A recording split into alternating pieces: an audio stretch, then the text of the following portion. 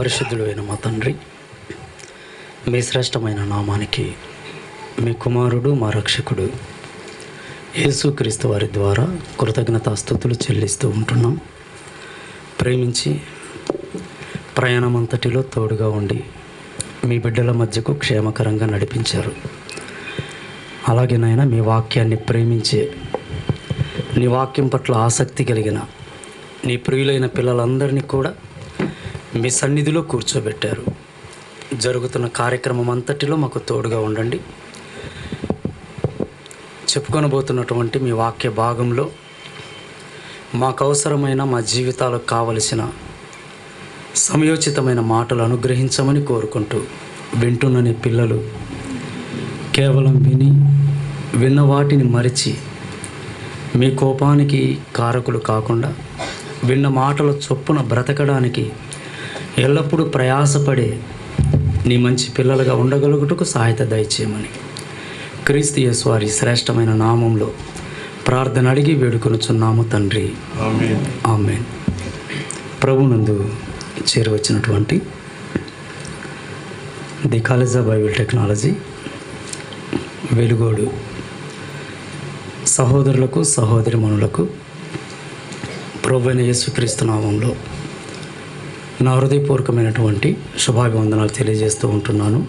అలాగే ప్రేమతో నన్ను ఆహ్వానించినటువంటి సిబిటి ప్రిన్సిపల్ డేవిడ్ అన్న గారికి, అలాగే వైస్ ప్రిన్సిపల్ షడ్రక్ అన్న గారికి, ప్రక్కన ఉన్నటువంటి కోఆర్డినేటర్స్కి నా హృదయపూర్వకమైనటువంటి ప్రత్యేక అభివందనాలు తెలియజేస్తూ ఉంటున్నాను. ప్రేమైన దేవుని వర్లారా, ఈ సమయంలో దేవుని వాక్యంలో నుండి ఒక ప్రత్యేకమైనటువంటి పాఠం, తొందరపాటు ప్రమాదమా. తొందరపాటు ప్రమాదమా అన్నటువంటి మన జీవితాలకు అవసరమైన ఒక మంచి సందర్భాన్ని దేవుడి వాక్యంలో నుంచి మనం ఆలోచిద్దాం. ప్రియమైన దేవుని వర్లారా, తొందరపాటు అనగానే ఈరోజు లోక సంబంధంగా మనం ఆలోచించిన ఆ తొందరపాటు అన్నది ఎన్నో అనర్థాలకు దారితీస్తుంది అన్న సంగతి మనందరికీ తెలుసు. తొందరపాటులో అపార్థాలు చేసుకుంటాం, తొందరపాటులో తప్పుడు నిర్ణయాలు తీసుకుంటాం, తొందరపాటులో ఎన్నో అనుకూలము కానీ నిర్ణయాలు తీసుకొని ఇబ్బందులు పడుతున్న పరిస్థితులు మన కళ్ళ ముందు కనబడుతూ ఉంటాయి. ప్రియులారా, ఈ తొందరపాటు వలన స్నేహాలు చెడిపోయాయి. ఈ తొందరపాటు వలన కాపురాలలో కూడా ఎన్నో చిచ్చులు వచ్చి చేరాయి. ఈ తొందరపాటు వలన ఎన్నో అనర్థాలు ఈ సమాజంలో జరుగుతున్నాయి, కుటుంబాల్లో జరుగుతున్నాయి అన్నది దాదాపు మనందరికీ తెలుసు. విషయమంతా అయిపోయిన తర్వాత మనం ఆలోచించామనుకుంటాం, తెలుసా, నేను అనవసరంగా తొందరపడ్డాను అంటే. జరిగినదంతా జరిగిపోయిన తర్వాత కాసేపు కూర్చొని నిమ్మలంగా ఆలోచించిన తర్వాత మనకేమనిపిస్తుందంటే, నేను ఆ పని చేసి ఉండకొని ఉంటే బాగుండు, ఆ మాట అని ఉండకొని ఉంటే బాగుండు, ఆ నిర్ణయం నేను తీసుకొని పోకపోయి ఉంటే బాగుండు. నిజంగా ఎన్నిసార్లు మన జీవితాలలో ఇలా అనుకొని ఉంటాం చెప్పండి. ఆ నిర్ణయాల వలన, ఆ తొందరపాటు వలన నిజంగా సమాజంలో బంధాలు కూలిపోయిన పరిస్థితులు కనబడతాయి, కుటుంబాలు కూలిపోయిన పరిస్థితులు కనబడుతూ ఉంటాయి. అందుకే చాలామంది పెద్దలు మాట్లాడేటప్పుడు కూడా నువ్వెందుకు తొందరపడ్డావు అంటుంటారు. అది భార్య విషయంలో కావచ్చు, భర్త విషయంలో కావచ్చు, మరో ఏ విషయంలోనైనా నువ్వెందుకు తొందరపడ్డావు, ఈ పని చేయకపోయింటే ఎంత బాగుండు అన్నప్పుడు ఆ పని చేసిన వారు కూడా అప్పుడు ఆలోచించేమనుకుంటారంటే, నిజమే నేను తొందరపడ్డాను అనుకుంటారు. అందుకే లోకంలో ఒక సామెత మనందరికీ తెలిసింది, మనుషుల నోళ్ళలో నానుతూ ఉంటుంది. అదేంటన్నప్పుడు, తొందరపడకుండా ఉండడానికే ఇదిగో నిదానించాలి, నిదానమే ప్రధానము అంటారు. అంటే ఒక విషయములో నువ్వు నిదానించాలి. ఏ విషయంలో? ఒక వ్యక్తి గురించి మాట్లాడేటప్పుడు నిదానించు, ఒకరి మీద కోపగించుకునేటప్పుడు నిదానించు, ఒక నిర్ణయం తీసుకునేటప్పుడు నిదానించమనే నిదానమే ప్రధానమని ఈరోజు ఏమంటే సమాజంలో పెద్దలు పెట్టిన సామెత. ఆ సామెత ఎక్కడి నుండో వచ్చిందేం కాదు. ఏమంటే ముందు దేవుడు చెప్పాలి, ఆ తర్వాత మనుష్యుల నోటి నుంచి బయటికి రావాలి. లోకములో ఇది మంచిది అని దేని గురించి మనం అనుకున్నా అది బైబిల్లో ఉండి తీరుతుంది. ప్రేమ దేవుని పిల్లలారా, ఇది మంచిది అని నువ్వు అనుకుంటే, ఇది గొప్ప సంగతి అని మనం ఆలోచించగలిగితే, ఏ గొప్ప సంగతి అయినా ఎక్కడ నుండి బయటికి రావాలంటే దేవునిలో నుండే బయటికి రావాలి. ఆయన చెప్పిన మాటలను కాస్త మార్పు చేసి మనం ఉపయోగించుకుంటున్నామే తప్ప దాని మూలం ఎక్కడుంటుంది అన్నప్పుడు బైబిల్లో మాత్రమే ఉంటుంది. అందుకే దేవుడు కూడా నిజంగా బైబిల్లో ఏం రాయిస్తున్నాడు అన్నప్పుడు ఈ తొందరపాటు గురించి మాట్లాడుతూ, ఎవరైతే తొందరపడి నిర్ణయాలు తీసుకుంటారో, ఎవరైతే తొందరపడి నోరు జారుతూ ఉంటారో, ఎవరైతే తొందరపడి కోప్పడుతూ ఉంటారో, వీళ్ళందరినీ ఉద్దేశించి ఈ తొందరపాటు వలన నీకేం జరుగుతుంది అన్నప్పుడు దేవుడు ఒక అద్భుతమైన మాట అంటున్నాడు. చూడండి, 39వ కీర్తన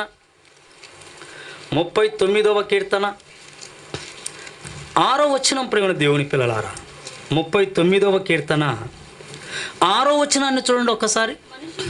మనుష్యులు ఒట్టి నీడ వంటి వారై తిరుగులాడుదురు, వారు తొందరపడుట గాలికే గదా అన్నాడు. చూడండి, వారు తొందరపడుట గాలికే గదా అంటే లాభం ఉందనా?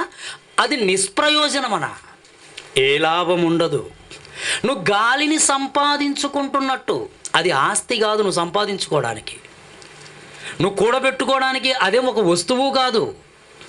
అందుకే దేవుడు కూడా ఎంత చక్కని పదాన్ని ప్రయోగించాడంటే, వారు తొందరపడుట గాలికే గదా. గాలిని పట్టుకోవడానికి ప్రయాసపడుతున్న ఒక అమాయకుడిలాగా తొందరపడే వారిని కూడా దేవుడు ఆ లెక్కలో చేర్చేస్తున్నాడు. ప్రియులారా, అంటే లోకములో ఉన్న వారిని ఉద్దేశించే నిజంగా ఈరోజు సమాజం ఏమనుకుంటుందంటే తొందర పడటం అన్నది క్షేమం కాదనుకుంటుంది. ఏమంటే దేవుణ్ణి ఎరుగని వారు, దేవుడి జ్ఞానం లేని వారే తొందరపడడం క్షేమం కాదన్నప్పుడు దేవుడిలో బ్రతుకుతున్న మనం నిజంగా క్రీస్తుని విశ్వసించిన తర్వాత నీ జీవితం ఎలా ఉండాలి? ఏమండి, క్రీస్తులోనికి వచ్చిన తర్వాత మనం నేర్చుకోవలసింది కూడా ఒక్కటే ప్రియులారా, తొందర పడడం అన్నది మన జీవితంలో కూడా ఉండకూడదు. ఎందుకంటే నువ్వు తొందరపడుతున్నావంటే ఆ తొందరపాటు వల్ల నీకు ఏ లాభం ఉండదు, ఆ తొందరపాటు వల్ల నీకు ఏ క్షేమము ఉండదు. ఇంకేముంటుందంటే ఇదిగో అంత నిష్ప్రయోజనంగా మారిపోతుంది. గాలి కోసము తొందరపడినట్టే నువ్వు తొందరపడుతున్నావు అన్నాడు. మరొక మంచి మాట చూడండి, సామెతల గ్రంథము 18వ అధ్యాయము, సామెతల గ్రంథము 18వ అధ్యాయము 2వ వచనం. ప్రేమ దేవుని పిల్లలారా, ఏమంటున్నాడు జాగ్రత్తగా చూడాలి. ఇక్కడ ఈ తొందరపడే వారిని ఉద్దేశించి మాట్లాడుతూ, బుద్ధిహీనుడు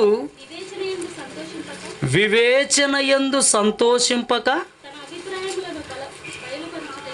తన అభిప్రాయములను బయలుపరచుటయందు సంతోషించును అంటున్నాడు. చూడండి, ఇంకా కిందికి రాగలిగితే,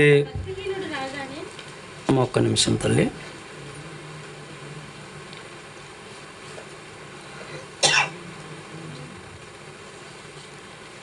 ఓకే ప్రియులారా, మరి ఇక్కడున్న విషయాన్ని కూడా మనం చూడగలిగితే, ఇదిగో బుద్ధిహీనుడు వివేచనయందు సంతోషింపక ఏం చేస్తాడట?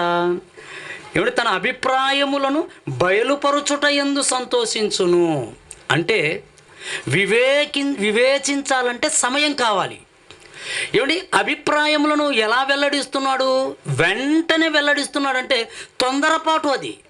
అందుకే చెబుతున్నాడు, ఇదిగో వివేచిస్తున్నావా నువ్వు, అయితే నువ్వు టైం తీసుకుంటున్నావు.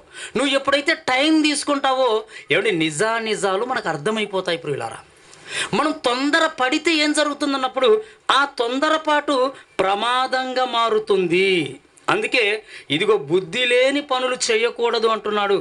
ఆ బుద్ధి లేని పనులలో ఏముందన్నప్పుడు వివేచింపకుండా ఇదిగో అభిప్రాయములను బయలుపరచటము.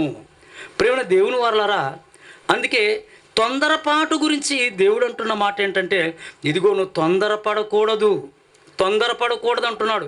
అయితే ఏ విషయములో తొందరపడకూడదో, తొందరపడవలసిన విషయం ఏంటో నిజంగా యాకోబు గారు ఒక మాట చెబుతున్నారు చూడండి. ఏ విషయాలలో నువ్వు తొందరపడకుండా ఉండాలో, నువ్వు తొందరపడవలసి వస్తే ఏ విషయములో తొందరపడాలో కూడా యాకోబు గారు చెబుతున్న మాట. యాకోబు పత్రిక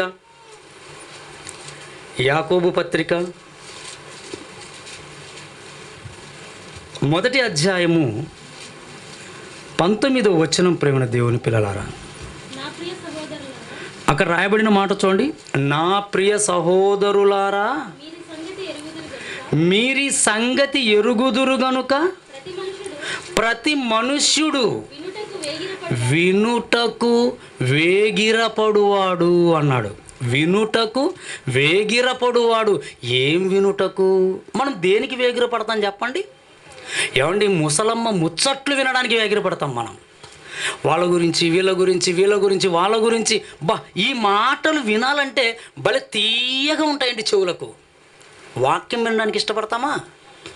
ఇంతకీ దేవుడు ఏది వినడానికి నిన్ను వేగిరపడమంటున్నాడు? నువ్వు త్వరపడితే ఒక విషయంలో త్వరపడు, దేవుని వాక్యం వినడానికి త్వరపడు అన్నాడండి. దేవుని మాటలు వినడానికి త్వరపడు. ఆయన మాటలు ఎక్కడ దొరుకుతాయి? ఆయన సన్నిధిలో. అంటే నువ్వు త్వరపడవలసింది ఎక్కడికి రావడానికో తెలుసా? దేవుని సన్నిధికి రావడానికి త్వరపడు. దేవుని సన్నిధికి వచ్చి ఆయన మాటలు వినడానికి త్వరపడు. ఇక దేనికి త్వరపడినా దాని వలన నీకు ప్రయోజనం ఉండదు. అంటే ఒక దేవుడి విషయములో, ఆయన మాటలు వినడం విషయంలో నువ్వు త్వరపడి రావాలి అన్నాడు. తర్వాత ఏమంటున్నాడు చూడండి. మాటలాడుటకు నిదానించుము. నోరు తెరిచేటప్పుడు జాగ్రత్త. అది వాక్యం చెప్పడానికైనా లేదా ఇతర వ్యక్తులతో మాట్లాడడానికైనా, రెండు విషయాలలో జాగ్రత్తగా ఉండాలి. దేవుని వాక్యం చెప్పేటప్పుడు ఒక దైవ సేవకుడు నిదానించి చెప్పాలి అంటున్నాడు. ప్రిపేర్ అయి చెప్పాలి. అది నోటికి వచ్చిన మాటలు చెప్పకూడదు. ఎందుకంటే ఇది దేవుడి వాక్యం. ఆయన వాక్యాన్ని నువ్వు కానీ తొందరపడి నీకిష్టమైన రీతిలో చెబితే, అది అపార్థమైతే, అపార్థమైన వాక్యం మరొకరు వింటే దాని వలన ఎంత ప్రమాదం ఉందన్నప్పుడు చెప్పిన నీకు ప్రమాదమే, దానిని విన్నవారికి కూడా ప్రమాదమే. అందుకే మాటలాడేటప్పుడు నిదానించుము అన్నాడంటే, నేను ఏం మాట్లాడాలో దేవుని వాక్య విషయంలో ముందే ప్రిపేర్ అయిపోవాలి ప్రేమ దేవుని పిల్లలారా. అలాగే మరి ఎదుటి వారితో మాట్లాడేటప్పుడు కూడా నువ్వు జాగ్రత్త పడాలి. ఎందుకంటే తొందరలో నోరు జారావనుకో, ఇప్పుడు చాలా సమస్యలు. అందులో ఒక క్రైస్తవుడిగా, ఒక క్రైస్తవురాలిగా నీ నోటిని అదుపులో పెట్టుకోవడం నేర్చుకోవాలి. మన నోరు మన అదుపులో ఉండాలి. ఎందుకంటే మన దేహానికి అంతటికి చెడ్డ పేరు తెచ్చేది ఏదనుకున్నారు? నెంబర్ 1 మన నాలుకే, మన నోరే. అందుకే ఈ నోటిని అదుపులో పెట్టుకోవాలి ఒక క్రైస్తవుడిగా. దీన్ని మాత్రం నువ్వు వదిలేసావో మొత్తానికి నీకే చుట్టేస్తుంది అది. అందుకే ప్రభు ఎంత చక్కని మాట చెబుతున్నాడు అన్నప్పుడు, ఇదిగో వినడానికైతే దేవుడి వాక్యం వినడానికి వేగిరపడండి, ఇక మాటలాడుటకు నిదానించుము. తర్వాత కోపించుటకు నిదానించువాడునై ఉండవలెను అన్నాడు. చూడండి, అంటే మాటలాడుటకు నిదానించాలి, అలాగే కోపించుటకు కూడా నిదానించాలి అంటున్నాడు. ప్రేమ దేవుని పిల్లలారా, ఇది క్రైస్తవ జీవితములో మనము నేర్చుకోవలసినది. ఇలాంటి ఒక ఉన్నతమైనటువంటి సంగతి మన బ్రతుకుల్లో మనము జీర్ణించుకొని వాటి ప్రకారంగా బ్రతకాలి. ఒకవేళ అలా కాకుండా తొందరపడితే ఏం జరుగుతుంది అని ఒకవేళ మనకు అనుమానం ఉంటే, తొందరపాటు వలన ఎలాంటి పరిస్థితులు ఎదురయ్యాయో బైబిల్లో కొంతమంది జీవితాలలో జరిగిన యథార్థ సంఘటనలు మనం ఆలోచిద్దాం. తొందరపడిన వారి పరిస్థితి ఏమైపోయింది, తొందరపడి ఏమైపోయారు, ఏం పోగొట్టుకున్నారు, వాళ్ళ దశ ఏమైపోయిందో నిజంగా మనకు తెలిస్తే ఆ దేవుడి ఎదుట బ్రతుకుతున్న మనమిక ఒక నిర్ణయం తీసుకోవాలి. అమ్మో, తొందరపాటులో ఇన్ని అనర్థాలు ఉన్నాయి కనుక నేనెప్పుడు తొందరపడకూడదు. క్రైస్తవ జీవితం అంటేనే క్రీస్తు మనకు నేర్పించింది ఒకటే, సహనము, ఓర్పు. ప్రేమ దేవుని పిల్లలారా, ఈ రెండు మనం కలిగి ఉండటం వలన నిజంగా చాలా ఉన్నత స్థితిలో కనబడతాం దేవుడికి. ఆ రెండు నీలో లేకపోతే నువ్వు దేవుడి ఎదుట తగ్గించబడే వ్యక్తిగా మారిపోతావు. ఎవరిలో సహనం ఉండదో, ఎవరిలో ఓర్పు ఉండదో, ఎవరైతే నిదానించరో వీళ్ళందరి పరిస్థితి దేవుడి ఎదుట తగ్గించబడుతుంది. ప్రేమ దేవుని పిల్లలారా, కనుక ఇది చాలా ప్రాముఖ్యమైనది. కొంతమంది తొందరపడ్డారు. తొందరపడటం వలన నిజంగా వాళ్ళు ఏమైపోయారో, ఏం ఆలోచించారో కొన్ని మంచి సంగతులు మనం ఇప్పుడు బైబిల్లో నుంచి చూద్దాం. మొదటిగా తొందరపడిన వారిలో యేసుక్రీస్తు వారి శిష్యుల గురించి ఆలోచిద్దాం. యేసు ప్రభువుతో ఉన్నటువంటి అపోస్తలులు ఒక విషయంలో తొందరపడ్డారు. తొందరపడి ఏం మాట్లాడుతున్నారో ఒక మంచి సందర్భం మత్తయి గారు రాసిన సువార్త 14వ అధ్యాయము. మత్తయి గారు రాసిన సువార్త 14వ అధ్యాయము 26వ వచనం నుంచి ప్రేమ దేవుని పిల్లలారా, 26వ వచనం జాగ్రత్తగా చూడండి ప్రతి ఒక్కరూ. ఆయన సముద్రము మీద నడుచుట శిష్యులు చూచి ఏమైపోయారట? తొందరపడ్డారు. యేసుక్రీస్తు వారే వాళ్ళని పంపించాడు, మీరు ముందు వెళ్ళండి ధోనిలో అని. ఆ తర్వాత ఆయన సముద్రం మీద నడుచుకుంటూ వాళ్ళకు ఎదురుగా వస్తున్నాడు. ఆయనను చూసినటువంటి శిష్యులు ఏమైపోయారంటే తొందరపడ్డారు. తొందరపడి నిజంగా వాళ్ళ నోటి నుండి ఎలాంటి మాటలు వస్తున్నాయి చూడండి. ప్రభువును చూసి, తమను రక్షించడానికి వచ్చిన తమ రక్షకుడైన ప్రభువును చూసి శిష్యులు ఏమని కేకలేస్తున్నారు? తొందరపడి భూతం భూతం భూతం అంటున్నారండి. ఇంతకీ ఎదురుగా ఉన్నది భూతమా ప్రభువా? అంటే తొందరపడడం వల్ల ఏమైపోయారంటే కన్ఫ్యూజ్, భ్రమలోకి వెళ్ళిపోయారు. తొందరపాటు కళ్ళ ముందు ఏం జరుగుతుందో మనకు అర్థం కాకుండా చేస్తుంది ప్రేమ దేవుని పిల్లలారా. ఈ తొందరపాటు నిజానిజాలు తెలుసుకొనకుండా మన కళ్ళను మూసేస్తుంది. యేసుక్రీస్తు వారు నీళ్ళ మీద నడుచుకుంటూ సముద్రం మీద వారు ఎదురుగా వస్తుంటే శిష్యులు ఏమంటున్నారు? ఆయన్ను భూతం భూతం భూతం అని కేకలేస్తున్నారంటే ప్రభువును భూతంగా మార్చేశారు. చూడండి, తొందరపాటుతో ప్రభువును భూతంగా మార్చేశారు. అందుకే తొందరపాటు అన్నది చాలా ప్రమాదకరమైనది. ఏ ప్రభువునైతే నోటితో స్తుతించాలో అదే ప్రభువును పట్టుకొని దయ్యం అంటున్నారంటే, భూతం అంటున్నారంటే కారణం ఏంటి చెప్పండి? తొందరపాటు. అంటే తొందరపాటు నిన్ను భ్రమలోనికి తీసుకెళ్ళిపోతుంది. ఆ భ్రమలో నువ్వు ఏం మాట్లాడుతున్నావో, ఏం చేస్తున్నావో నీకు అర్థం కాదు ప్రేమ దేవుని పిల్లలారా. ఇది ఒక కథే. ఇది ఆ కథలో కూడా కాస్త నీతి ఉంది. ఒక ఆయన పిల్లలు లేక ముంగీసను చాక్కున్నాడట. మీ అందరికి తెలిసి ఉండొచ్చు, దాదాపు ముంగీసను పెంచుకుంటున్నారట. వాళ్ళ భార్య ప్రారంభం నుంచి ముంగిస అంటే అయిష్టం ఆమెకు. ఎందుకండి ఈ ముంగిసను పెంచుకుంటున్నారని దాని మీద అస్సలు ప్రేమ చూపించేది కాదు. కొన్ని రోజుల తర్వాత వాళ్ళిద్దరికీ ఒక బిడ్డ పుట్టింది.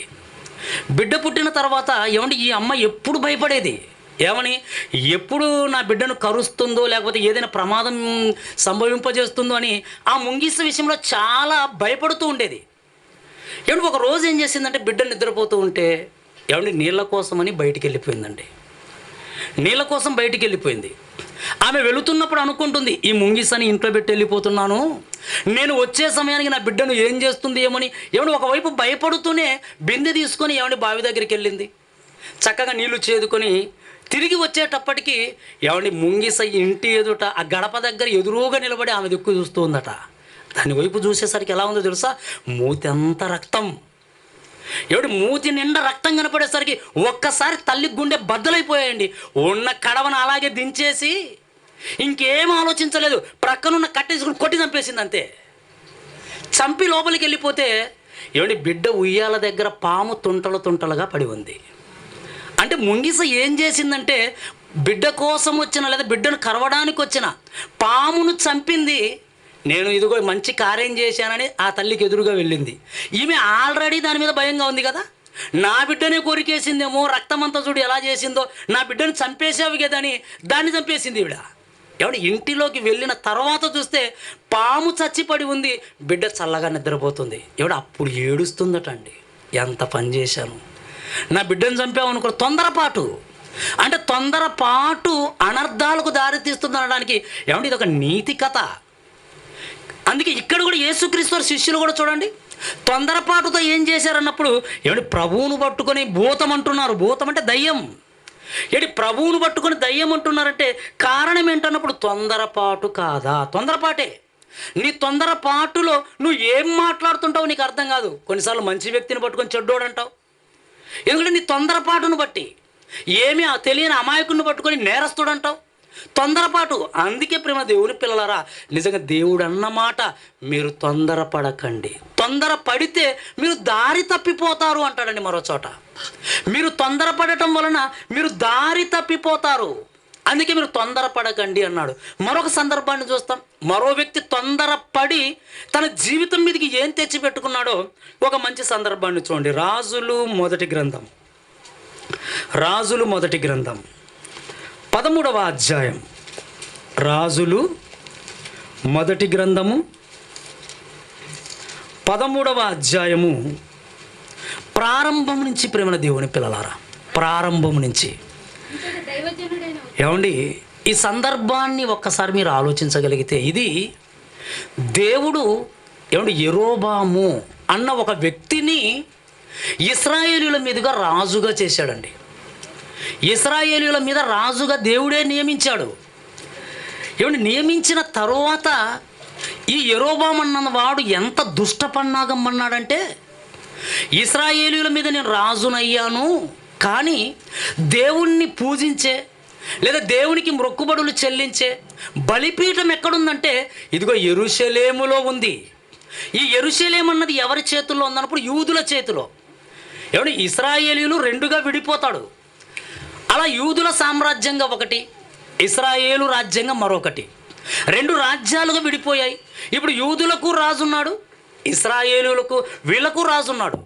ఈ ఇశ్రాయేలుల మీద యెరోబామును దేవుడు రాజుగా చేస్తే ఈ యెరోబాము ఎలాంటి దుష్టపన్నాగం అన్నాడో తెలుసా? నేను ఇప్పుడు రాజునయ్యాను, కానీ బలిపీఠం మాత్రం యెరూషలేములో ఉంది. ఏదో ఒక రోజు వీళ్ళందరూ పండగలకని లేకపోతే అర్పణలు అర్పించడానికని బలిపీఠం దగ్గరికి వీళ్ళందరూ ఆ యెరూషలేమునికి వెళ్ళిపోతారు. ఆ యెరూషలేమునికి వెళ్ళిపోయిన తర్వాత ఏదో ఒక రోజు వీళ్ళ మనస్సు మారుతుంది, మారిపోయి ఎక్కడ నన్ను విడిచిపెట్టి మరలా యూదారాజు కిందకి వెళ్ళిపోతారేమో అని దేవుణ్ణి ప్రక్కన పడేసే కార్యక్రమం చేశాడు. ఇదిగో మీరందరూ యెరూషలేం వెళ్ళవలసిన అవసరత లేదు, మీకోసం నేను ఇదిగో ఇక్కడనే ఒక బలిపీఠం కడుతున్నానని ఆయన బలిపీఠం కట్టేశాడు. ప్రేమ దేవుని పిల్లలారా, ఇంతకీ ఎవరి పేరు మీద బలిపీఠాలంటే దేవుడి పేరు మీద కాదు, బయలు పేరు మీద బలిపీఠాలు కట్టాడు. జనులందరినీ దేవుడి సన్నిధికి వెళ్లకుండా దారి మళ్లించాడు. మనం ఏది చేసినా మనుష్యులకు తెలియకపోవచ్చు.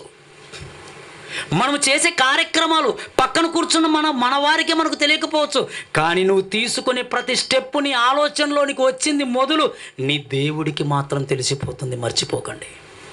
అందుకే మనం దేవునికి భయపడాలి, మనుషులకు కాదు. ఎప్పుడు కూడా మనుషులకు భయపడుతున్నావంటే అది నటన, దేవుడికి భయపడుతున్నావంటే అది భక్తి. అందుకే నిజంగా వీడు ఏం చేశాడో దేవుడి సన్నిధికి వెళ్ళిపోయింది. నా ప్రజలను దారి మళ్లించడానికి ఈ దుర్మార్గుడు నడుం బిగించాడని ఒక దైవ సేవకుణ్ణి ఆయన దగ్గరికి పంపించాడండి. అది సందర్భం. ఇప్పుడు చూడండి, అంతటా దైవజనుడైన ఒకడు దేవుని చేతనే సెలవు నుండి యూదా దేశము నుండి బేతేలునకు వచ్చెను. అప్పుడు ఏం జరుగుతుందంటే, ధూపము వేయుటకు యెరోబాము ఆ బలిపీఠము నొద్ద నిలిచి ఉండగా, ఇతనే ధూపం వేయడానికి సిద్ధపడిపోయాడు. అంటే అందరినీ దేవునికి కాకుండా పాడు చేయడానికి సిద్ధపడినప్పుడు దేవుని ఆజ్ఞ మేరకు దేవుడు పంపగా ఒక దైవ సేవకుడు వచ్చాడు. దైవ సేవకుడు వచ్చి ఎదురుగా నిలవబడినప్పుడు నువ్వు రాజువైనా మరొకడివైనా నువ్వు విలువ ఇవ్వవలసింది దేవుని తరపున వచ్చిన మనిషికి. దైవజనుడు అంటే దేవుని పక్షాన వచ్చిన వ్యక్తి. ఒక కలెక్టర్ పంపించాడు అనగానే కలెక్టర్లా చూసుకుంటామే మనం. ఒక ఎస్పీ పంపించాడు నీ కోసం అనగానే అతడు ఎలాంటి వాడైనా మర్యాదలు చేస్తామే. దేవుడే పంపించాడు. ఒక దైవజనుడు అనగానే ఏమంటే నిజంగా ఈరోజు సమాజం దైవ సేవకులకు విలువిస్తుందో చెప్పండి? దైవ సేవకులకు విలువిచ్చే పరిస్థితి ఎక్కడుంది? ఎప్పుడో కాలిపోయింది. ప్రేమ దేవుని పిల్లలారా, ఇక్కడ కూడా దేవుడే అతన్ని రాజుగా నియమించాడు. అతని దగ్గరికి ఇప్పుడు ఎవడు ఒక దైవజనుడిని పంపితే ఎవడు వచ్చిన దైవజనుడు ఏమంటున్నాడు చూడండి. ఆ దైవజనుడు యెహోవా ఆజ్ఞ చేత బలిపీఠమునకు ఈ మాట ప్రకటన చేసెను. ఏ బలిపీఠం అయితే దేవుడికి విరోధంగా స్థాపించబడిందో, దేవుడికి విరోధంగా దేవుని ప్రజలను వక్ర మార్గం పట్టించడానికి యెరోబాము సిద్ధపరిచాడో ఆ బలిపీఠం గురించి మాట్లాడుతున్నాడు. ఇప్పుడు ఏం మాట్లాడుతున్నాడు? బలిపీఠమా, బలిపీఠమా, యెహోవా సెలవిచ్చునదేమనగా, దావీదు సంతతిలో యోషియాను ఒక శిశువు పుట్టును, నీ మీద ధూపము వేసిన ఉన్నత స్థలము యొక్క యాజకులను అతడు నీ మీద అర్పించును. ఒక రాజు పుట్టబోతున్నాడు. చెబుతున్నాడు ఆ రోజు, నా ప్రజలను ఇంతగా నువ్వు వక్ర మార్గం పట్టించావు కనుక బలిపీఠమా నీ గతేమైపోతుందో చెబుతున్నాను. యోషియా అనే ఒక రాజు పుడతాడు. ఎవరైతే ఈ బలిపీఠము మీద, ఈ ఉన్నత స్థలముల మీద యాజకులుగా బలులు అర్పించారో వాళ్ళందరినీ ఏం చేస్తాడట? నీ మీద అర్పించేస్తాడు, వాళ్ళను బలి చేస్తాడని చెప్తున్నాడు. చూడండి, అతడు మనుష్య శల్యములను అంటే ఎముకలను నీ మీద దహనం చేసేస్తాడు. ఈ బలిపీఠము బద్దలైపోతుంది. ఇది దేవుడికి నచ్చనిది, ఇది బద్దలైపోతుందని ప్రవచనం చెబుతున్నాడు. ఇది భవిష్యత్తులో జరగబోతుంది, ఎందుకంటే దేవుడికి విరుద్ధమైనది ఇది. ఏమంటే ఈ మాటలు చెబుతూ ఉంటుండగా ఏం జరుగుతుందో చూడండి. ఈ మాటలు చెబుతున్నాడు. చెప్పి ఆ దినమున ఆ ప్రవక్త సూచన ఒకటి ఇచ్చెను. బేతేలు నందున్న బలిపీఠమును గూర్చి ఆ దైవజనుడు ప్రకటించిన మాట రాజైన యెరోబాము విని, దేవుని సేవకుడు వచ్చాడు, జరగబోయే భవిష్యత్తు దేవుని వలన చెప్పి, రాజుగా నువ్వేం చేయాలి? ఆ దేవుడే కదా నన్ను రాజుగా పెట్టాడు, ఆ దేవుడే నిన్ను పంపించాడా, ఆ దేవుడు ఈ మాటలు చెప్పించాడని వెంటనే ఏం చేయాలి? దైవజనుడి ఎదుట మోకరించాలి, దైవజనుడి మాటకు తల దించుకోవాలి. కానీ ఆలోచించడానికి బదులు తొందరపడి ఏం చేస్తున్నాడు చూడండి. ఆ మాట విని ఏం చేస్తున్నాడు? తొందరపడి యెరోబాము బలిపీఠము మీద నుండి తన చెయ్యి చాపాడు. ఎందుకు చెయ్యి చాపాడో తెలుసా? చెబుతున్నాడు. అమ్మో, చెయ్యి చాపి వానిని పట్టుకొనుమని చెప్పగా. ఎంత భయం లేదండి! దేవుడే పంపగా వచ్చిన దైవ సేవకుని ఏమని సంబోధిస్తున్నాడు? వాణిని దేవుడు పంపిన వ్యక్తిని నువ్వు వాడు అన్నావంటే నీకు దేవుడు అంటే ఏం గౌరవం ఉంది? రాజుల కాలంలో మీకు తెలుసు, ఎవరైనా తమ తరపున ఒక రాయబారిని పంపినప్పుడు అతన్ని అవమానపరిచారనుకోండి, అప్పుడు రాజు ఏమనుకుంటాడు? అతనికే కదా అవమానం జరిగింది అనుకోడు, నా రాజ్యాన్ని అవమానించాడు, నన్ను అవమానించాడు అనుకుంటాడు. మరి ఇక్కడ దేవుని వలన వచ్చిన దైవ సేవకుని యెరోబాము ఏం చేస్తున్నాడు? వాణిని పట్టుకోండి, చెయ్యి చాపాడట, చెయ్యి చాపి వాడిని పట్టుకోండి అంటున్నాడు. ఒకవేళ ఈయన చేతికే దొరికింటే చావుగొట్టనమాట, అంతే కదా దాని అర్థం. అతని చేతికే దొరికింటే ఏం చేస్తూ అతను కొడతాడో చంపుతాడో, ఏదో మొత్తానికి ఆ కోపంతో ఏదో చేసేవాడు. ఆయన దొరకలేదు కనుక వాణిని పట్టుకోండి అంటే నోటి నుండి వచ్చిన మాట చూడండి ప్రియులారా.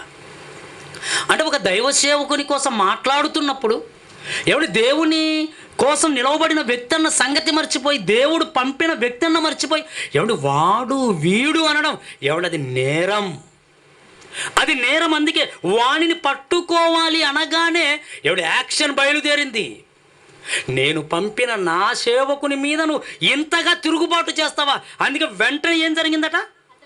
అతడు చాపిన చెయ్యి ఎండిపోయాను, అయిపోయాడు. అంటే దేవుని శాపం ఎందుకు వచ్చింది చెప్పండి? ఇప్పుడు యెరోబాముకు శాపం ఎందుకు వచ్చింది? తొందరపడి దేవుని సేవకుని మీద నోరు జారడం, తొందరపడి దేవుని సేవకుని మీద నోరు జారి అసభ్యకరమైన పదజాలం ప్రయోగించడం.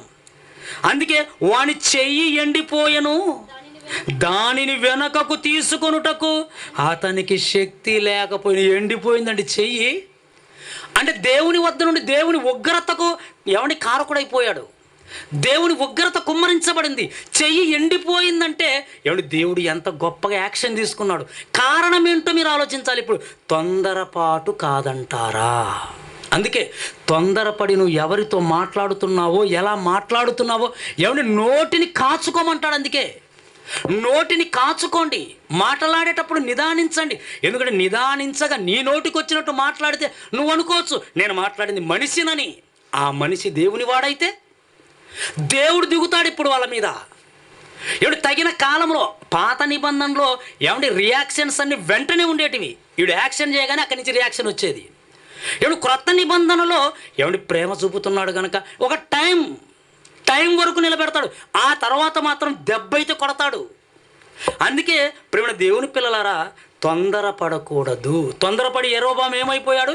ఏమిటి దేవుడి ఉగ్రతకు లోనైపోయాడు. కనుక ఏడు ఒకసారి మనము ఆలోచించుకోవాలి. ఇవన్నీ తొందరపడి నువ్వు భ్రమలోకి వెళ్ళిపోయే పరిస్థితి ఉంది. తొందరపడి దేవుడి ఉగ్రతను మీదికి తెచ్చుకునే పరిస్థితి ఉంది. అందుకే తొందర పడకూడదు అంటున్నాడు. ఏమండి మరొక మంచి సందర్భం చెప్తానండి, మరొక వ్యక్తి గురించి. నిజంగా చాలా అద్భుతమైన సందర్భం. ఈయనేం పోగొట్టుకున్నాడు? తొందరపడి తెలిస్తే నిజంగా బాధేస్తుందండి. తొందరపడి యెరోబాము ఉగ్రత తెచ్చుకున్నాడు. కానీ తొందరపడిన మరో వ్యక్తి ఏం చేశాడంటే ఏమండి దేవుడి వద్ద నుండి వచ్చే శాశ్వత ఆశీర్వాదాన్ని పోగొట్టుకున్నాడండి. ఆ వ్యక్తి ఎవరో కాదు, సౌలు. ఏమండి ఇశ్రాయేలీయులకు మొదటి రాజుగా దేవుడు నియమించిన సౌలు పరిస్థితి ఒక్కసారి చూడండి.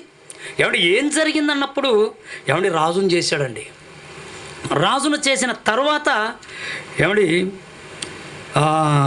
ఫిలిష్తీయులు యుద్ధానికి వచ్చారు. ఫిలిష్తీయులు యుద్ధానికి వచ్చినప్పుడు సమూయేలు గారి దగ్గర నుంచి వార్త వచ్చింది, ఇదిగో ఒక 7 దినములు ఆగు, నువ్వు 7 దినముల తర్వాత నేను వస్తాను, నేను వచ్చి నేను చేయవలసిన కార్యక్రమాలు ధూపం వేస్తాను, బలులు ఇస్తాను, ఆ తర్వాత నువ్వు యుద్ధానికి వెళ్ళాలి అని ఎవడి సమూయేలు గారు ఒక ప్రవక్త చెప్పినా ఎవడి ఆగాడండి. సౌలు ఆగాడు. కానీ ఆగిన ఇతను సంపూర్ణంగా ఆగకుండా తొందరపడ్డాడు. ఒకసారి సమూయేలు మొదటి గ్రంథము 13వ అధ్యాయము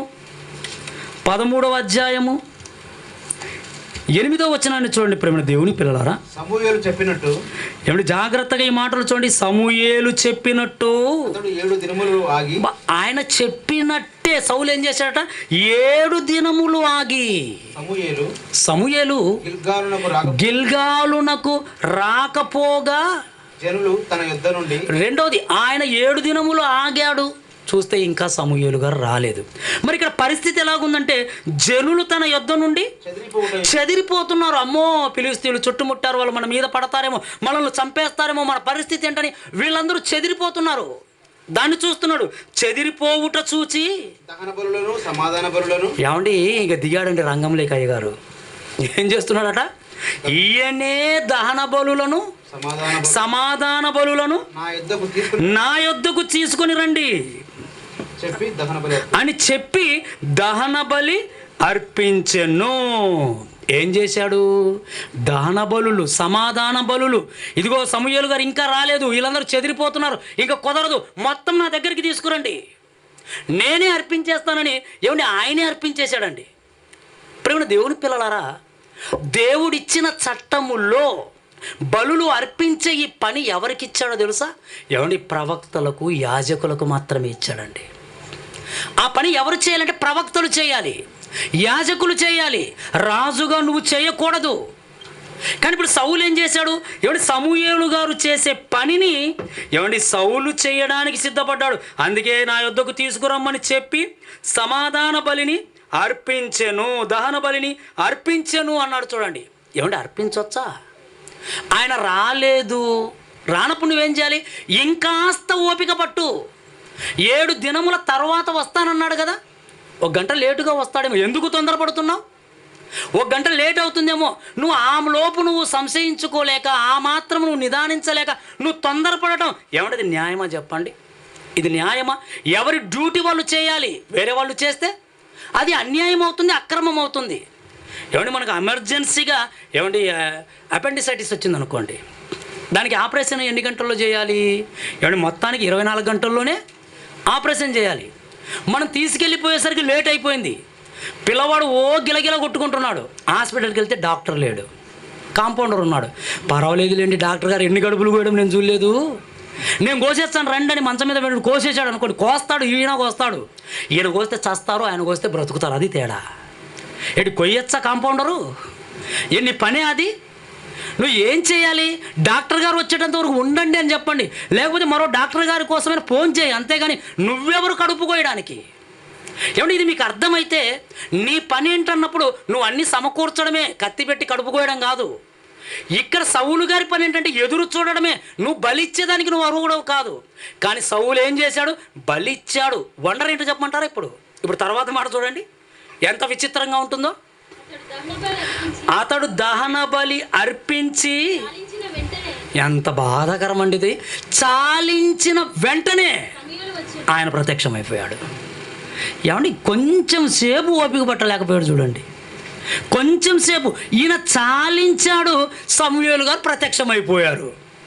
ఏమండి ఇప్పుడు ఏం చేయాలి చెప్పండి? ఏమండి 7 దినాలు ఆగావే, ఒక అర్ధగంట ఆగలేకపోయావా? అప్పుడప్పుడు మనం కూడా అంటాం, ఒరే ఇంతసేపు ఉన్న ఒక్క నిమిషానికి ఎందుకురా తొందరపడ్డాం అంటాం. పోయే కాలం వచ్చినప్పుడు అంతే మరి తొందరపడతారు. ఇక్కడ సౌలు గారి పరిస్థితి అదే. ఏమండి ఆయన ముగించాడట బలులు, ఇక్కడ సమూయేలు గారు ప్రత్యక్షమైపోయారు. ఏం జరుగుతుందో చూడండి. ఇప్పుడు సౌలు అతన్ని కలుసుకొని అతనికి వందనం చేయుటకై బయలుదేరగా సమూయేలు అతనితో, ఏం చేసావు? నా డ్యూటీ నువ్వెందుకు చేసావు? నా డ్యూటీని ఎవరు చేయమన్నారు అసలు? అదే చెబుతున్నాడు, నీవు చేసిన పని ఏమిటని అడిగాను. అందుకు సౌలు ఎక్స్ప్లెనేషన్ ఇస్తాడు. నీ ఎక్స్ప్లెనేషన్లు చల్లవు. ఏమంటే గిలగిల కొట్టుకుంటున్నారండి. వాళ్ళ అమ్మ నాన్న కూడా కోసేయమన్నారండి అని కాంపౌండర్ చెప్తే ఉంటారా? ఏమంటే కేసు పెట్టి జైల్లో తోసేస్తారు. వాళ్ళు అంటారా కడుపు తీపితో, నువ్వెవడు, నీకేముంది అవకాశం, నీకేముంది అధికారం, నువ్వేమన్నా డాక్టర్వా, నువ్వేమన్నా నేర్చుకున్నావా? వాళ్ళు చెప్పారు, వీళ్ళు చెప్పారు, సాకులు చెప్పకు. అలాగే ఇక్కడ కూడా సౌలు సాకులు చెప్తున్నాడు. ఏమని? ఇదిగో జనులు నా యొద్ద నుండి చెదిరిపోవుటయు, నిర్ణయ కాలమున నువ్వు రాకపోవుటయు, ఫిలిష్తీయులు మిక్మసులో కూడి ఉండుటయు నేను చూచి ఇంకా కుదరదు, ఆయన శాంతిపరచాలనుకున్నాడట. అంటే నీకు నువ్వే నిర్ణయం తీసుకుంటావా? తొందరపడి నిర్ణయం తీసుకున్నాడు. దేవుడు ఒక ప్రవక్త, ఒక యాజకుడు చేయవలసిన పనిని చేశాడు. ఏమండి వెంటనే ఇప్పుడు సమూయేలు నోటి నుండి ఏ మాటలు వస్తున్నాయో చూడండి. ఇప్పుడు తర్వాత మాటలు. అందుకు సమూయేలు ఇట్లా, నేను నీ దేవుడైన యెహోవా నీకిచ్చిన ఆజ్ఞను గైకొనక నీవు అవివేకపు పని చేశావు. నువ్వు మంచి పని చేశావని నేను అన్ను. నువ్వు అవివేకపు పని చేశావు, నువ్వు అవివేకపు పని చేశావు. ఇంతకీ ఈ పని ఎలా చేశాడట? పై మాటలో ఉంటుంది, వారు నా మీద పడుదురు అనుకొని నా అంతటా నేనే సాహసించి, దహనబలి అర్పించాడే, సాహసించి. సాహసంతో ఏం చేశావు? దేవుడి మాటను ధిక్కరించావు. నువ్వు అంత సాహసించి చేయగలిగితే దేవుడి కార్యక్రమాన్ని చెయ్యి. ఏమండి ఏది చేసినా కూడా ప్రేమ దేవుని పిల్లలారా ఒక క్రమం ఉంటుంది, ఆ క్రమంలో వెళ్ళిపోవాలండి. ఎప్పుడు కూడా దేవుడు అదే కోరుకుంటాడు. క్రమాన్ని విడిచిపెడితే అది అక్రమం అంటాడు. నువ్వు సాహసిస్తావో, ధైర్యం చూపుతావో, నువ్వు ఏది చేసినా నువ్వు క్రమ ప్రకారంగా చేయి. నీకు ఇష్టం వచ్చినట్టు చేయకూడదు. సాహసించి ఏం చేసావు? దేవుడికి అన్యాయం చేసావు. సాహసించి ఏం చేసావు? దేవుడి ఆజ్ఞను తిరస్కరించావు. ఏమిటి? సాహసించి దేవుడి ఆజ్ఞను తిరస్కరించడానికి నువ్వు ఉన్నది. అందుకే నా దేవుడు నిన్ను కోరుకున్నది. ఎవడి నువ్వు ఎంత సాహసం చేసినా దేవుడికి లోబడే చేయాలండి ఏదైనా. కనుక అంటున్నాడు, ఇదిగో నువ్వు దేవుని ఆజ్ఞను తిరస్కరించితివి, ఎంత అవివేకపు పని చేశావు నువ్వు అని. ఇప్పుడు ఒక మాట అంటున్నాడు, నీ రాజ్యమును, సౌలు నీకు తెలియదయ్యా, అసలు నాకేం చెప్పాడు నీకు తెలియదు. నీకోసం నేను ఒక గొప్ప ఇన్ఫర్మేషన్ తీసుకొని వస్తున్నాను. ఇప్పుడు నీకు ఒక మంచి శుభవార్త చెప్పాలని నేను వస్తున్నాను. ఈ లోపే ఎంత దారుణం చేసావయ్యా నువ్వు. ఈ లోపే నువ్వు ఎంత అవివేకపు పని చేశావు. నాకేం చెప్పాడో చెప్పమంటావా? దేవుడు నీతో ఏం చెప్పాలని దేవుడు నాకు ఆజ్ఞాపించాడో తెలుసా? చెబుతున్నాడు చూడండి. ఇప్పుడు నీ రాజ్యమును ఇశ్రాయేలీయుల మీద సదాకాలము స్థిరపరుచుటకు యెహోవా తలంచి ఉండెను. ఏంటండి అసలు దేవుడు ఆలోచించింది? సౌలు మీద ఎన్ని ఆలోచనలు పెట్టుకున్నాడండి. సౌలు మీద ఎన్ని ఆలోచనలు. ఇశ్రాయేలీయుల మీద ఆయన రాజ్యాన్ని సదాకాలం, అంటే సదాకాలం సదాకాలం ఇశ్రాయేలులలో ఇక సౌలు కుటుంబములో నుంచే రాజు రావాలి. ఇది దేవుడి అనాది ప్రణాళికగా ఆయన నిర్ణయించుకున్నాడు. ఇదిగో సౌలును నేను హెచ్చించబోతున్నాను. ఎంత గొప్పగా అంటే ఇక సదాకాలము ఇశ్రాయేలీయులలో రాజుగా ఎవరుంటారు? ఇదిగో సౌలు కుటుంబమే ఉంటుంది అనుకున్నాడండి ఆయన. అది నిర్ణయించుకున్నాడు ఆయన. ఈయన చేసిన తప్పుడు పనిని బట్టి ఏమండి ఒక గొప్ప ఆశీర్వాదాన్ని పోగొట్టుకున్నాడండి. ఒక గొప్ప ఆశీర్వాదాన్ని పోగొట్టుకున్నాడు. ఏమిటి, సదాకాలము సౌలు కుటుంబంలో నుంచి ఒక రాజు ఉండాలంటే ఏమిటి, ఇప్పుడు ఒక్కసారి ఆలోచించండి. ఇప్పుడు యేసుక్రీస్తు వారు కూడా ఎక్కడి నుంచి రావాలి? అప్పుడు ఏమిటి సదాకాలం అన్నాడంటే ఆ వారిలో ఏ ప్రభువు కూడా ఒక రాజు. ఇప్పుడు ఈ రాజు కూడా ఎక్కడి నుంచి రావాలని దేవుడు సంకల్పించాడు ఆ రోజు? సౌలు గారి కుటుంబంలో నుంచేనా?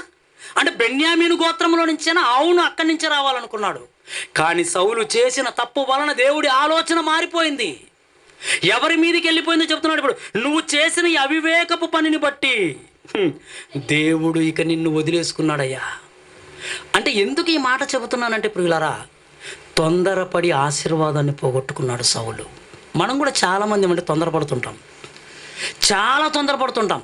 సంఘములోనికి వచ్చిన ఏమంటే కొద్ది రోజులేనండి విధేయులుగా ఉంటాం మనము, కొద్ది రోజులేనండి నమ్మకస్తులుగా ఉంటాం, కొద్ది రోజులేనండి పెద్దలు చెప్పినట్టుగా పనులు చేస్తాం. ఆ తర్వాత నువ్వే పెద్ద అయిపోతావు. ఏనాడు ఇక ఆయన నాకు చెప్పేది అంటావు. అంటే నువ్వు ఏమైపోతున్నావు నీకు అర్థమవుతుందా? నీ పరిస్థితి ఎలా దిగజారుతుందో అర్థం కావడం లేదు. ఏంటి, నిజంగా చాలామందిని మన బైబిల్ ఓపెన్ యూనివర్సిటీ ఇండియా ఇంటర్నేషనల్లో ఉన్న ఒక గొప్ప తెగిలి ఉంటే చెప్పమంటారా, ఎంబీటీహెచ్ అయిపోతే ఎవరి చేతికి దొరకడు. మనం అనుకుంటాం ప్రయోజకుడు అయిపోయాడు, ఇక నా కిందుండి చక్కగా పనిచేస్తాడని. లేదు లేదు, ఎంబీటీహెచ్ అయిపోతే ఇక ఎవరికి దొరకకుండా పోతాడు. చిక్కడు దొరకడు, సేవకు అసలు పోడు. ఇక ఏం చేస్తాడంటే ఎక్కడ చూసినా గొడవలు లేపుతూ ఉంటాడు, ఎక్కడ చూసినా బ్యాచ్లు చేస్తూ ఉంటాడు, ఎక్కడ చూసినా కూడా ఏమంటే లేనిపోని మాటలు మాట్లాడుకుంటూ ఏమంటే వ్యర్థులుగా మారిపోతుంటారు. అంటే దేవుడు ఒక ప్రణాళికని మీద అనుకున్నప్పుడు నువ్వు జాగ్రత్తగా నమ్మకంగా ఉంటేనే హెచ్చిస్తాడు. ఏమంటే ప్రతి ఒక్కరు అదే అనుకుంటారండి. ఏమంటే సంఘములో వస్తున్నప్పుడు, సంఘములో మీరు కూర్చుంటున్నప్పుడు మీ పరిస్థితిని, మీ విధేయతను బట్టి ఏమంటే మీ మీద ఉన్న పెద్దలుగా ఏమనుకుంటారు? ఇదిగో భవిష్యత్తులో ఈ పని అప్పగించుకోవాలని మనసులో అనుకుంటారు, మీకు చెప్పరు. మీరేమనుకుంటారు? ఇన్ని రోజులు అవుతుంది, అసలు ఏ రోజున నన్ను పిలిచి ప్రార్థనని ఇచ్చాడా? ఇవ్వకపోతే ఎందుకు పోవాలి ఆ సంఘానికి? చూడండి మన ఆలోచన చూడ ఎలా ఉందో. అంటే నీకు ఏదో ఇవ్వాలనుకుంటున్నాడు, కానీ ఈ లోపే నువ్వు తొందరపడుతున్నావు. నేను ఏదో చేయాలనుకుంటుంటారు, ఈ లోపే మీరు తొందరపడుతుంటారు. తొందరపడి ఏమైపోతారు? సౌలు తొందరపడ్డాడు, ఏమైపోయాడు? ఆశీర్వాదాన్ని కోల్పోయి ఆ తర్వాత చచ్చాడు. మనం కూడా తొందరపడితే సంఘములో నువ్వు సంఘాన్ని కోల్పోతావు. సంఘాన్ని కోల్పోతే ఎవడి పాతాళానికి జారిపోతాం ప్రియులారా. అందుకే నిజంగా ఏమంటున్నాడంటే ఇదిగో సౌలు నీ గురించి ఎంత ఆలోచించాడయ్యా దేవుడు, నీ గురించి ఎంత ఆలోచన. ఇశ్రాయేలీయుల మీద సదాకాలం నీ రాజ్యాన్ని పెట్టాలనుకుంటే ఎందుకయ్యా తొందరపడ్డావు నువ్వు? ఎందుకు ఆయన మాట ధిక్కరించావు? ఏమంటే ఇక్కడ మరో విషయాన్ని ఆలోచించాలి. నువ్వు తొందరపడి నీకు రావలసిన పనిని నువ్వు పోగొట్టుకుంటే ఎవడు వెంటనే ఆ పని మరొకరికి వెళ్ళిపోతుంది. నీ నెక్స్ట్ ఇంకొకరు ఉంటారు, మీకు తెలియదు వాడెంత అనుకుని ఉంటావు, వాడే వచ్చి కూర్చుంటాడు ఇప్పుడు నీ పోస్ట్లో. ఆ పోస్టుకు నువ్వు కనపడకుండా పోతావు. ఇక్కడ సౌలు గారి పరిస్థితి అదే. సౌలు గురించి అనుకున్నాడా? ఏమన్నా ఎప్పుడైతే సౌలు తిరగబడ్డాడో, సౌలును వద్దనుకున్నాడు, వెంటనే ఆయన ఆలోచనలో మరొకరిని చూస్తున్నాడు. వెంటనే అదే టైంలో నువ్వు ఎప్పుడైతే తప్పుడు ఆలోచన చేస్తావో సంఘానికి, పెద్దలకు, దేవుడికి, వెంటనే దేవుడి ఆలోచన మారిపోతుంది. ఆ మారిపోయి మరొకరి మీదకి వెళ్ళిపోతుంది. అందుకే ఇక్కడ కూడా ఏమంటున్నాడు చూడండి, ఇప్పుడు ఈ మాట చూడండి. ఇదిగో అయితే నీ రాజ్యం ఇక నిలువదు, యెహోవా తన చిత్తానుసారమైన మనస్సు గల ఒకనిని కనుగొన్నాడు. అయిపోయింది, ఎంపిక చేసుకున్నాడు అప్పుడే. ఇంక నువ్వు ఏడ్చినా, నువ్వు మోకరించినా, కన్నీళ్లు పెట్టినా ఇక దేవుడు చూడడు. ఆల్రెడీ ఒకరిని ఆయన సెలెక్ట్ చేసుకున్నాడు. నిన్ను వద్దనుకున్నాడు, మరొకరిని సెలెక్ట్ చేసుకున్నాడు. ఒకే టైంలో జరిగింది. ఏ టైంలో చెప్పమంటావా? నువ్వు బలి ఇవ్వడానికి ఎప్పుడు సిద్ధపడ్డావో అప్పుడు అది కూడా సిద్ధమైపోయింది. దేవుని మాటను ధిక్కరించడానికి ఎప్పుడైతే నీ మనస్సులో పూనుకున్నావో, సాహసించి దేవుడు కూడా సిద్ధం చేశాడు మరో వ్యక్తిని. యెహోవా తన చిత్తానుసారమైన మనస్సు గల ఒకనిని కనుగొని ఉన్నాడు. నీకు ఆజ్ఞాపించిన దాని నీవు గైకొనకపోతివి కనుక యెహోవా తన జనుల మీద అతనిని అధిపతిగా నియమించబోతున్నాడు. అతన్ని నియమించబోతున్నాడు. నిన్నే నియమించాలనుకున్నాడు, నీకు తోకలు వచ్చాయి. నిన్నే నియమించాలనుకున్నాడు, అబ్బో నువ్వు తొందరపడ్డావు, అందుకే నిన్ను పీకేస్తాడు, మరొకరిని కూర్చోబెడతాడు. అందుకేనండి దేవుడి సన్నిధిలో ఏమండి ఒకే మాట అంటాడు, ఇదిగో దేవుడు మిమ్మల్ని హెచ్చించున్నంత వరకు ఆయన బలిష్టమైన చేతి క్రింద దీన మనస్కులై ఉండు. ఏమండి ఈ రెఫరెన్స్కు తగినట్టు ఎవరు బ్రతుకుతారో ఏమండి భవిష్యత్తులో వాళ్ళు గొప్ప వాళ్ళు అవుతారండి. భవిష్యత్తులో దేవుడి చేతుల క్రింద మీరు ఉంటారు. భవిష్యత్తులో దేవుడు మిమ్మల్ని వాడుకుంటాడు, తన పక్షాన్ని నిలవబెట్టుకుంటాడు. ఎప్పుడు నువ్వు ఆయన హెచ్చించేటంత వరకు దీన మనస్కుడవై ఉంటావా? నన్ను పట్టించుకోలేదంటావా? నన్ను పట్టించుకోలేదనకు, నిన్ను పట్టించుకోవలసింది దేవుడు. నిన్ను పట్టించుకోవలసింది దేవుడు.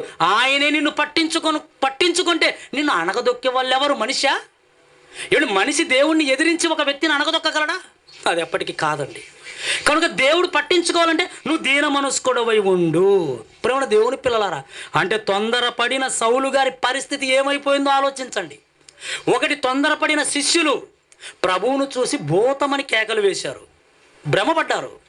అలాగే తొందరపడిన యెరోబాము ఏమండి ఉగ్రతకు పాలైపోయాడు, చెయ్యి ఎండిపోయింది.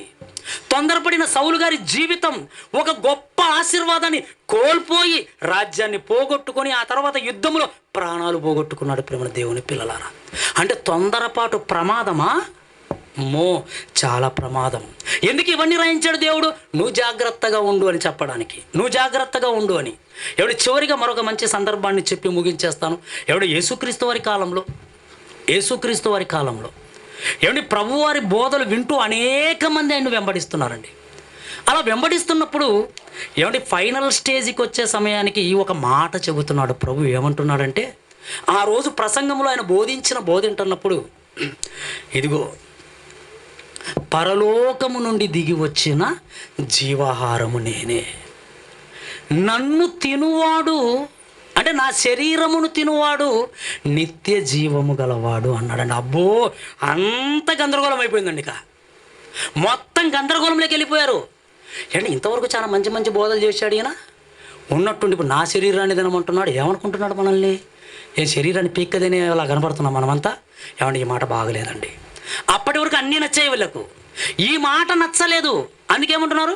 ఏమండి నిజంగా ఎంత గొడవ అయిపోయిందంటే, ఏంటి నేను ఇలా మాట్లాడుతున్నాడు? నా రక్తాన్ని తినమంటాడు, నా రక్తాన్ని త్రాగమంటాడు, నా శరీరాన్ని తినమంటాడు. అసలు ఈయన చెప్పే మాటలు ఏమైనా బాగున్నాయా? అసలు ఏలాగు తిననీయగలడు? అసలు మనం ఏ విధంగా తింటాం? ఇది అయ్యే పనేనని ఏమండి వాళ్ళు సనుక్కోవడం మొదలుపెట్టారండి. సనుక్కొని గొనుక్కొని ఏమండి చివరికి వాళ్ళు ఏమనుకుంటున్నారో ఒక్కసారి యోహాను గారు రాసిన సువార్త 6వ అధ్యాయము 60వ వచనం చూడండి ప్రియులారా.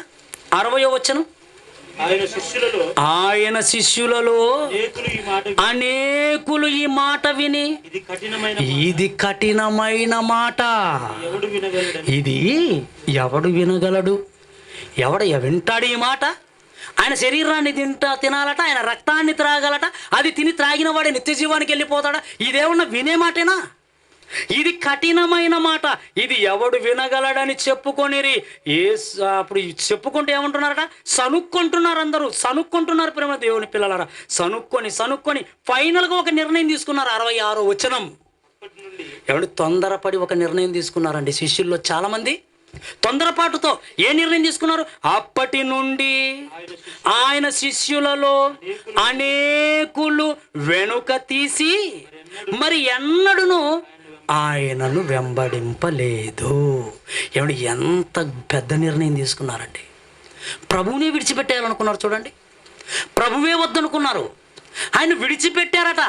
విడిచిపెట్టిన వీరు మరి ఎన్నడూను ఆయనను వెంబడింపలేదంటే ప్రభువును పూర్తిగా వదిలేశారు. ఎందుకు వదిలేశారు? ఎక్కడ మేము రక్తాన్ని త్రాగుతాం, ఎక్కడ మేము శరీరాన్ని తింటాం, ఆయనైనా విడిచిపెడతాం కానీ ఆయన చెప్పిన మాట మాత్రం వినలేము. అది కఠినమైన మాట అనుకున్నారండి. అనుకుని వెళ్ళిపోయారు. ఏమంటే తొందరపడ్డారు అని నేను అంటాను. వీళ్ళు ఏం చేశారంటే తొందరపడ్డారు.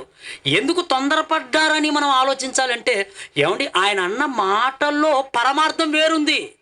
అది చెప్పేటంత వరకు వీళ్ళకు ఓపిక లేదండి. అది చెప్పేటంత వరకు ఓపిక లేదు. ఇంతకీ నా శరీరాన్ని తినండి అన్నాడు అంటే డైరెక్ట్గా తినమనేనా దాని అర్థం? అడగచ్చుగా ప్రభు దగ్గరికి వెళ్ళి.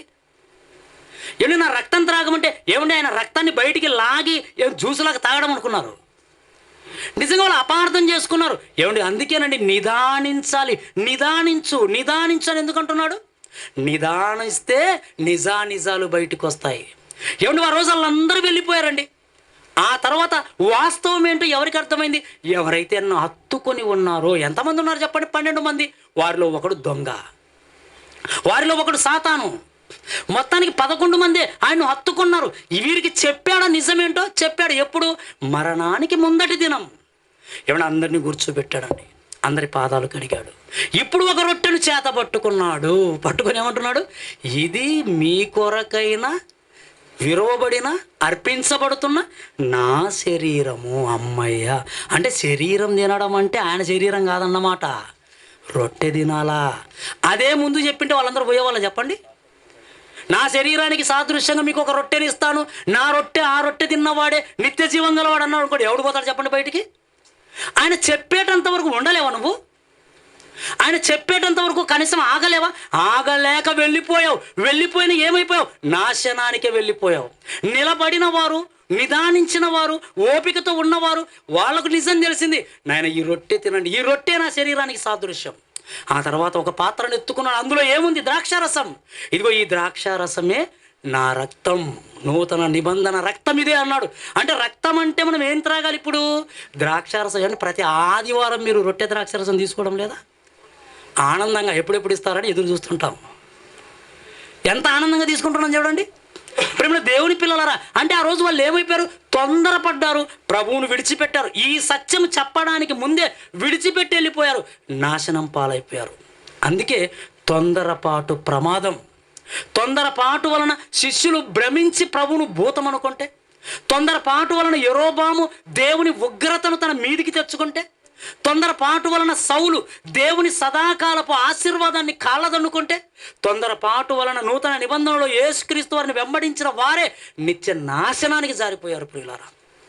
కనుక జాగ్రత్త పడాలి. ఒక క్రైస్తవుడిగా, ఒక క్రైస్తవురాలిగా నీ జీవితంలో తొందరపాటుకు ఫుల్ స్టాప్ పెట్టు.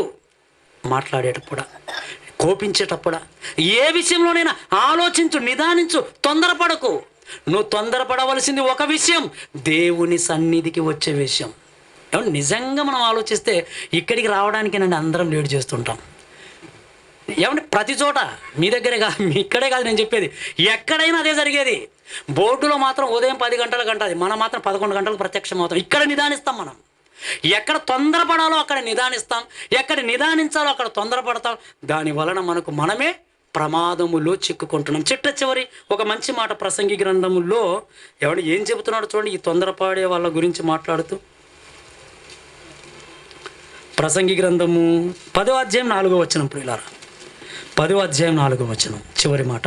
ఏలువాడు నీ మీద, ఇదిగో ఏం చెబుతున్నాడు చూడండి, ఏలువాడు నీ మీద కోపపడినప్పుడు నీ ఉద్యోగము నుండి నీవు తొలగిపోకుము.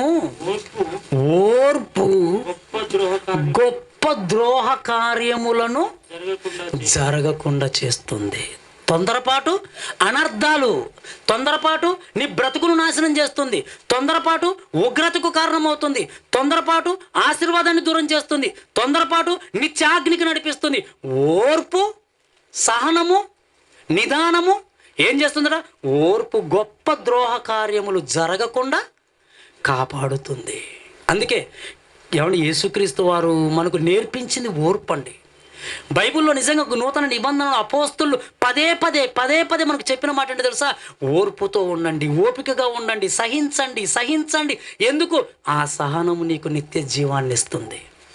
కనుక ప్రేమల దేవుని పిల్లలారా ఆలోచించండి. క్రీస్తులోనికి వచ్చిన మీరు తొందరపడి దేవుని ఆశీర్వాదాన్ని పోగొట్టుకుంటారేమో, తొందరపడి దేవుడి ఉగ్రతకు కారకులవుతారేమో, తొందరపడి భ్రమించి మంచి వారి మీద చెడ్డగా మాట్లాడతారేమో, తొందరపడి సంఘాన్ని విడిచిపెట్టో క్రీస్తును కాదనుకునో నాశనానికి జారిపోతారేమో.